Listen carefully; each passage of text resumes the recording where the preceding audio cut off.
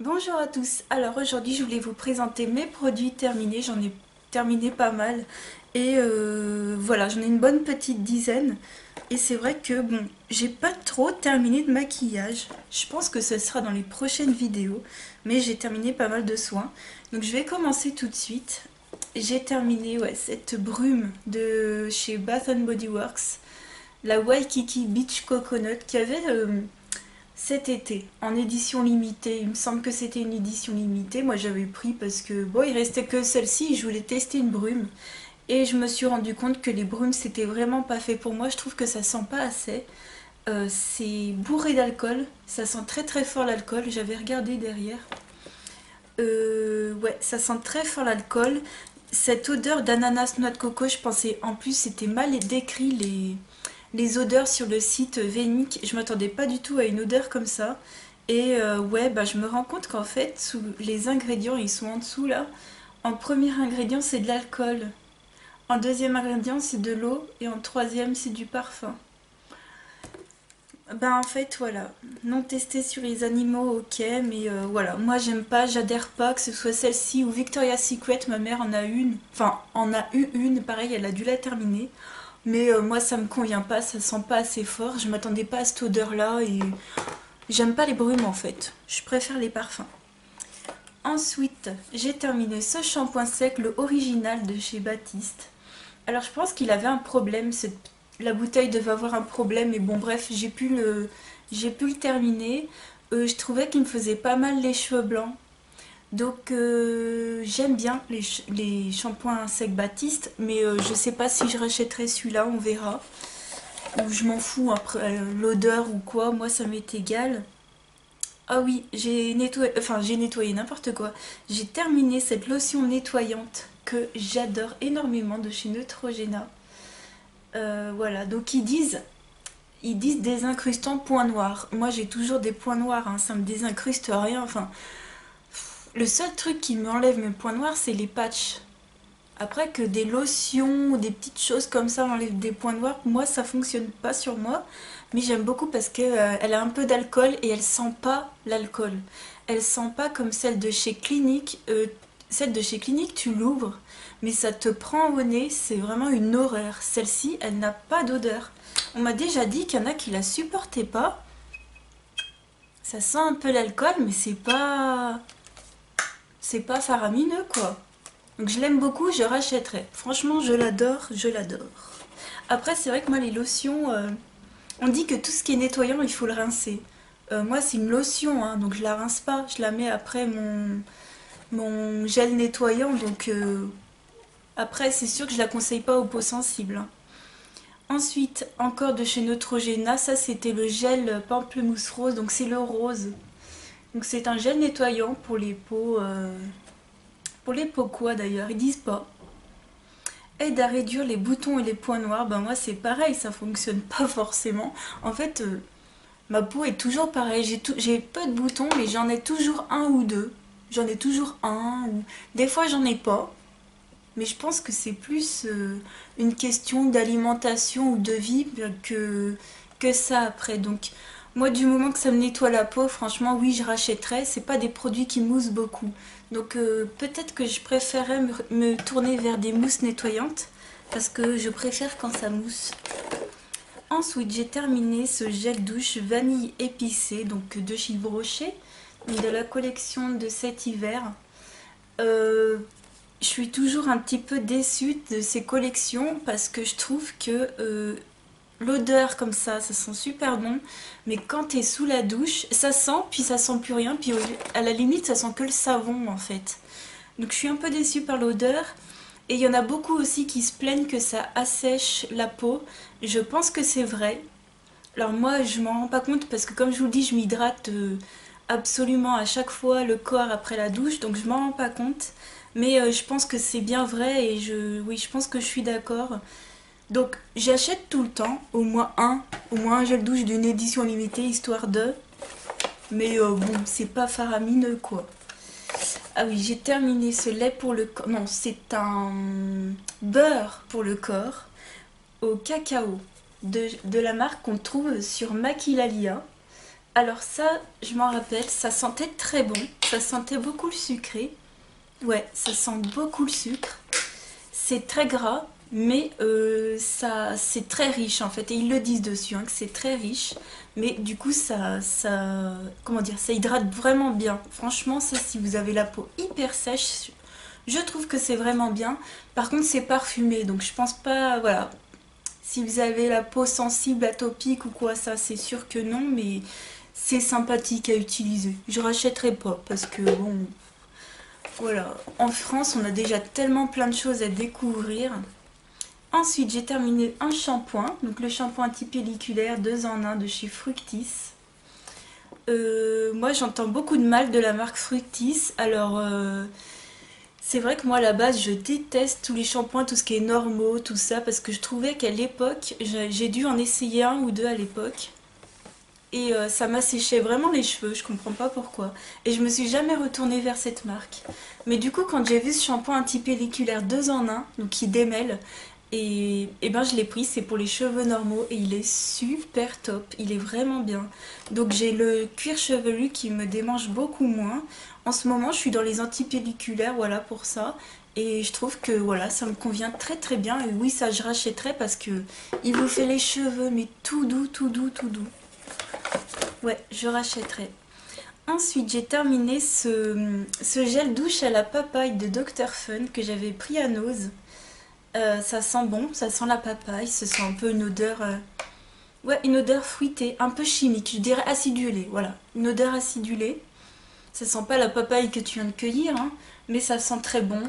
J'aime bien ce format de gel douche parce qu'on peut pas se lasser en fait. Donc j'adore parce que c'est marqué sans moi, où elle aimée, mais non, enfin, je sais pas combien de personnes ont dû le sentir à Nose avant, mais bon. C'est pour ça que quand j'achète des trucs à Nose, je le mets direct dans ma salle de bain. Parce que je me dis, il y a toujours une personne qui a dû passer et sentir.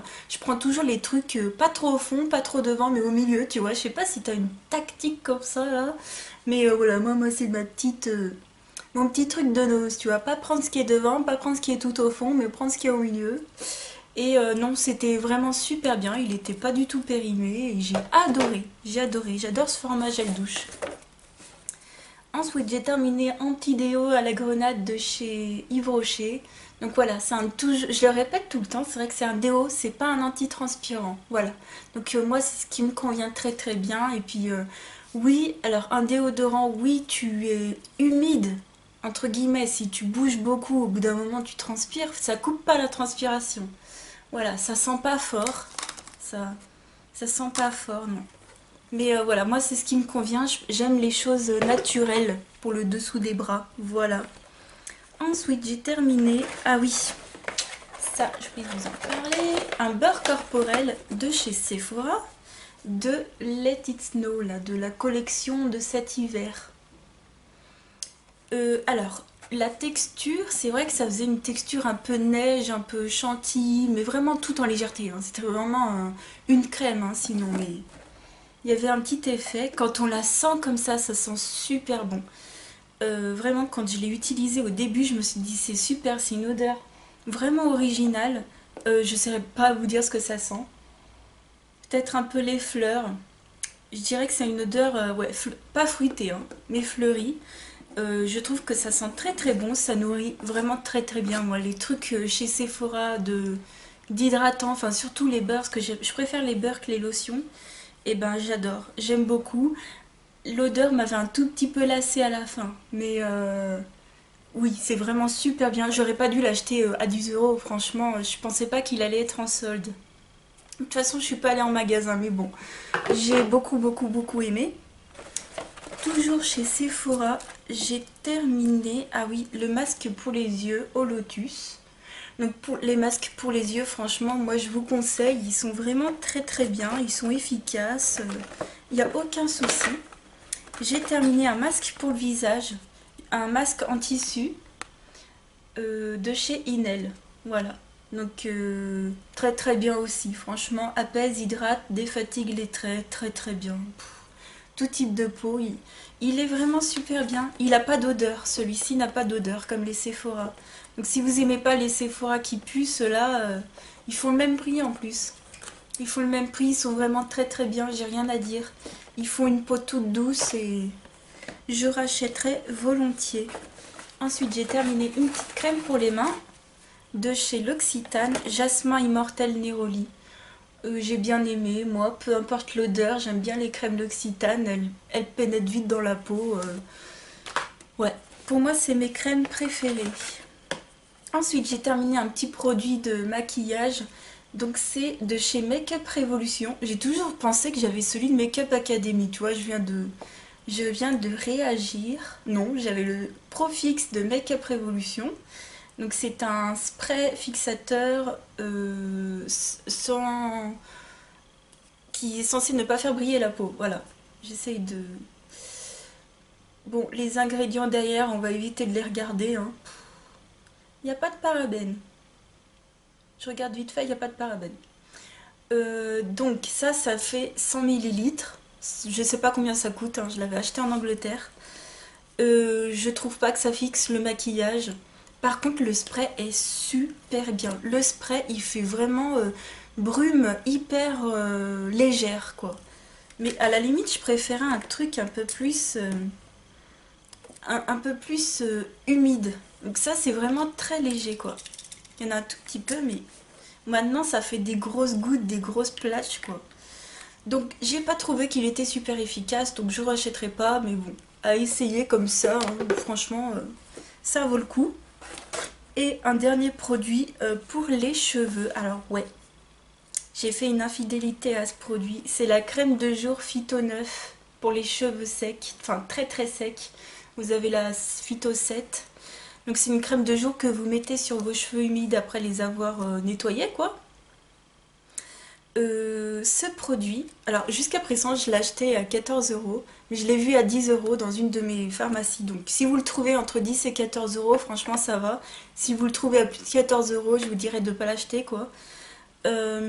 Jusqu'à présent je trouvais que c'était un produit très bien, mais maintenant que mes cheveux me réclament beaucoup moins de choses très costauds, et ben j'ai changé de produit que je vous montrerai dans une autre vidéo. Donc voilà, c'est un produit très très bien, mais je me rends compte maintenant que j'ai pu utiliser ça, mais je sais pas combien de tubes, j'ai dû acheter bien une dizaine de tubes et je me dis mais c'est bête maintenant d'acheter ça. C'est bête parce que mes cheveux me réclament pas un truc à 14 €. Je me suis racheté un truc à 2 €, je vous montrerai ça dans une prochaine vidéo très très bientôt, vous inquiétez pas.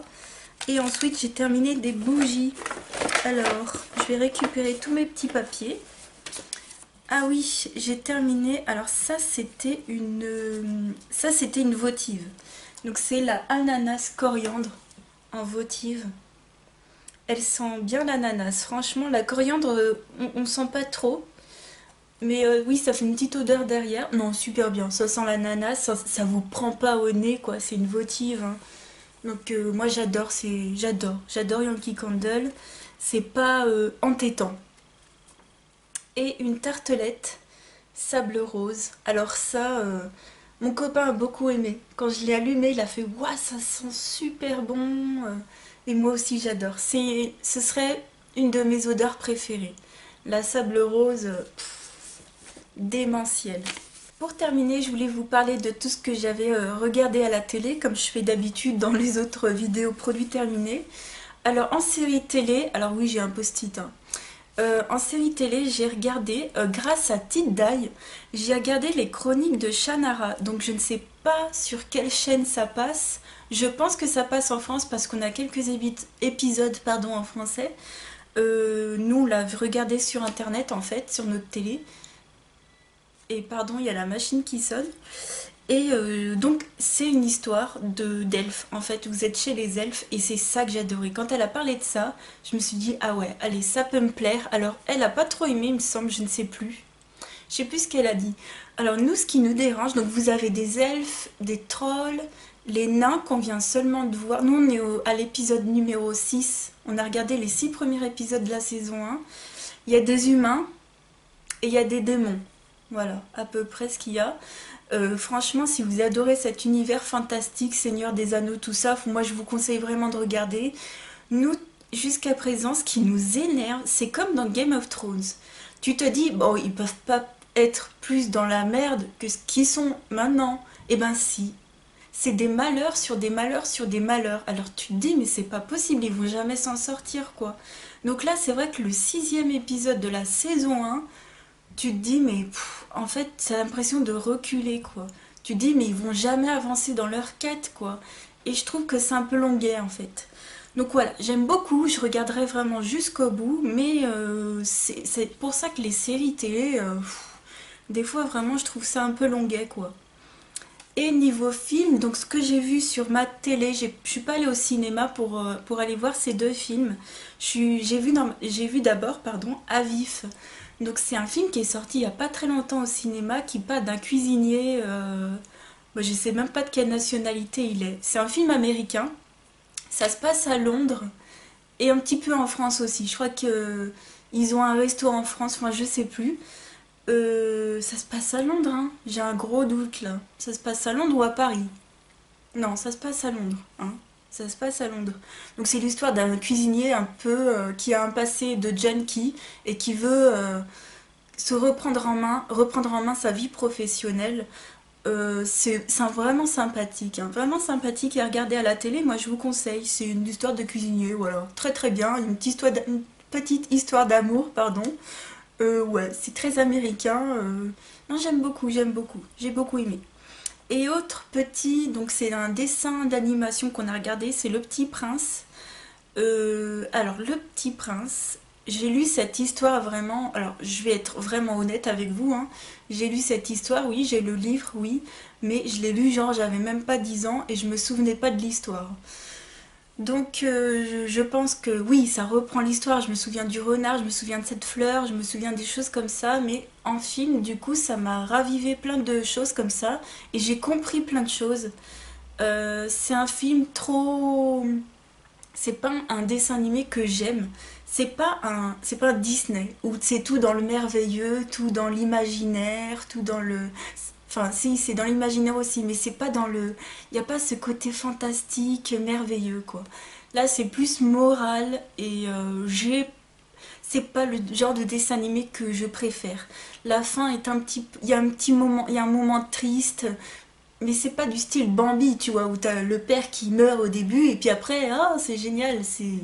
Non, c'est une histoire sur la vie et c'est trop moral pour moi. Ouais, j'ai vraiment du mal, hein, Voilà, donc c'est sympathique, mais moi personnellement, ce côté moral, j'ai pas trop aimé. Ensuite, nous sommes allés au cinéma, nous sommes allés voir La Cinquième Vague. Alors, La Cinquième Vague, c'est un film, je dirais, de science-fiction. C'est un livre à la base de Terry Brooks que je connais puisque je farfouille beaucoup dans les rayons science-fiction, fantasy, fantastique, dytopsie, je sais même plus comment on appelle ça. Enfin bref, je ne connais pas les genres de livres, mais moi j'aime tout ce côté imaginaire, que ce soit science-fiction ou tout ce qui est fantastique, du style elfe, troll, tout ça.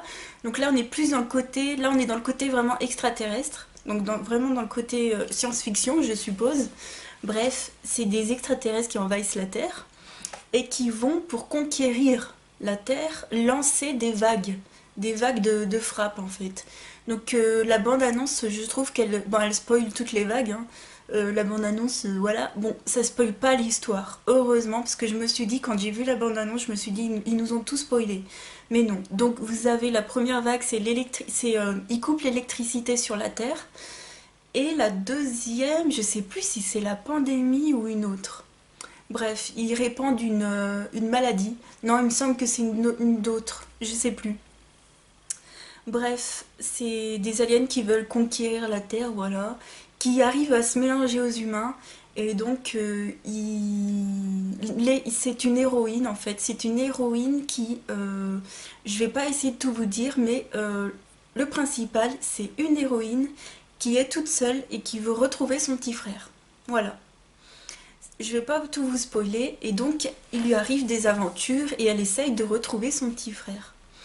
Donc c'est vraiment bien, franchement, si vous aimez tout ce qui est Hunger Games, le labyrinthe, il y en a eu un autre là il y a pas longtemps, avec un...